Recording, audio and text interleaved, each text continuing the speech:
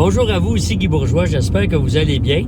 Alors, aujourd'hui et dans mes prochaines communications, vous remarquerez, c'est une suggestion d'ailleurs d'un abonné, je vais vous raconter des anecdotes, des histoires là, que j'ai vécues par rapport à des rencontres avec des clients ou des tentatives de rencontres avec des clients, des mandats que j'ai développés. Alors, allons-y d'une première. Ça date d'il y a quelques années, une importante chaîne de magasins dans le commerce de détail, c'est ça comme ça pour préserver l'anonymat. Cette chaîne-là a plus de 500 représentants des ventes. Alors évidemment, mon désir était de pouvoir faire affaire avec eux. Donc, je les ai approchés une première fois. J'ai obtenu le nom du directeur, du vice-président des ventes.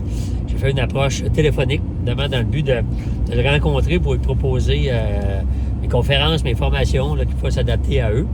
Et je suis toujours très confiant. Je sais que mes formations sont parmi les meilleures et humblement peut-être les meilleures au Québec. Donc, je fais mon approche et il me répond candidement, un peu sec plutôt. Monsieur Bourgeois, on a déjà notre formateur à l'interne, alors je vous remercie beaucoup. On n'a pas besoin de vos services. Parfait. Est-ce que vous permettez qu'on garde le contact? Si vous voulez, mais je ne veux pas vous faire perdre votre temps. Regardez, monsieur Vettel, c'est mon travail de faire ça. Fin de la discussion. Quelques mois plus tard, environ 4-5 mois, c'est à peu près le délai que je me donne.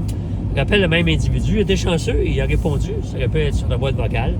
On a fait une approche similaire en proposant aussi un nouveau thème de formation que je venais d'insérer. J'essaie toujours de proposer une nouveauté. Et réponse similaire, regardez, non, comme je vous ai dit l'autre fois, pas vraiment besoin. Même, je vous dirais que nos représentants sont très expérimentés. Peut-être même, certains d'entre eux le sont plus que vous. Alors, merci beaucoup et bon succès. Accroche. Là, ça fait Alors, 6 mois plus tard, me décourage jamais. Ténacité, c'est la leçon que je veux vous laisser, évidemment. Rappel, même individu, répond encore. Et c'est comme s'il avait oublié nos 2 autres appels, ne me reconnaissait à peu près pas. Oui, c'est vrai.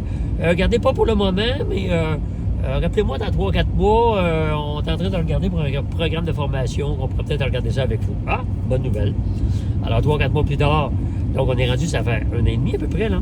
Je recontacte cette personne-là. Et là, il me dit, oui, parfait, oui, on pourrait se rencontrer. Alors, on va définir ensemble une date, là, je pense que c'est 2 ou 3 semaines plus tard, une date à l'endroit, dans la région de Montréal. Alors, parfait, bien hâte de vous rencontrer. Je me rends là. J'arrive à la réceptionniste, je me présente, j'ai rendez-vous avec M. Untel. Elle me dit, il vient pas ici aujourd'hui. Ah bon, OK, pourtant on a rendez-vous. Elle me dit, écoutez, non, il est absent aujourd'hui, il est en rencontre ailleurs. Elle vérifie auprès de lui, il a oublié le rendez-vous. Ça fait 4 fois qu'on se parle. On a un rendez-vous, il a oublié le rendez-vous. Ça fait... Mais en même temps, je vous avoue, parce que c'est déjà arrivé aussi, souvent, moi, je trouve que ça crée une dette psychologique, c'est-à-dire, il m'en doit une. Alors, j'ai laissé ma carte à la réceptionniste, j'ai dit merci de lui remettre ça, on va se reparler pour planifier un rendez-vous. Dès le lendemain, c'est lui qui m'a rappelé en s'excusant. Sincèrement, de m'avoir oublié, il était vraiment sincère. Donc, on a replanifié un rendez-vous peut-être 1 semaine ou 2 plus tard. Je me suis présenté là et là, ça a eu lieu. Donc, on a fait la rencontre ensemble. Je suis revenu après ça avec une offre de service en bonne et due forme, avec des bons temps. Alors, on est rendu à 6 fois là, qu'on se parle, mais 2 fois un rendez-vous raté, plus un vrai rendez-vous.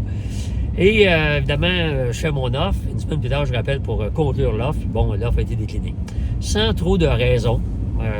C'est pas une question de prix, c'est pas une question... tu sais, des fois, quand il n'y a pas trop de raison, c'est parce que à l'échelon au-dessus, ça n'a pas passé. Alors, donc, fin du dossier.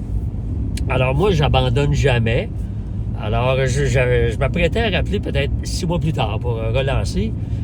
Mais environ 3 mois plus tard du refus de l'offre de service, c'est lui qui m'appelle et il me dit « Monsieur Bourgeois, on voudrait vous rencontrer, finalement, on sera peut-être prêt. » Donc, je suis allé le rencontrer. Et ça a abouti à la formation et des conférences pour 500 représentants des ventes, en plusieurs segments de 40-50 représentants. Alors, vous pouvez imaginer, évidemment, que ça fut un mandat très, très lucratif et intéressant. Et tout ça parce que je n'ai jamais abandonné. J'ai recommencé, même s'il me disait non, même si au début, il avait l'air un petit peu hautain. Pas besoin de moi, nos représentants sont meilleurs, je n'ai jamais abandonné. Et cette histoire-là, je vous jure, elle est véridique. Alors, tout ça pour vous dire, si jamais, peu importe que vous soyez en vente ou autre chose, la ténacité, lorsqu'on lâche pas, mais qu'on n'est pas agressif, mais qu'on est confiant, bien, ça finit toujours par porter fruit. Alors voilà. Donc, le mois prochain, je reviens avec un autre message de ce genre-là. Alors, je vous souhaite une bonne semaine. À bientôt.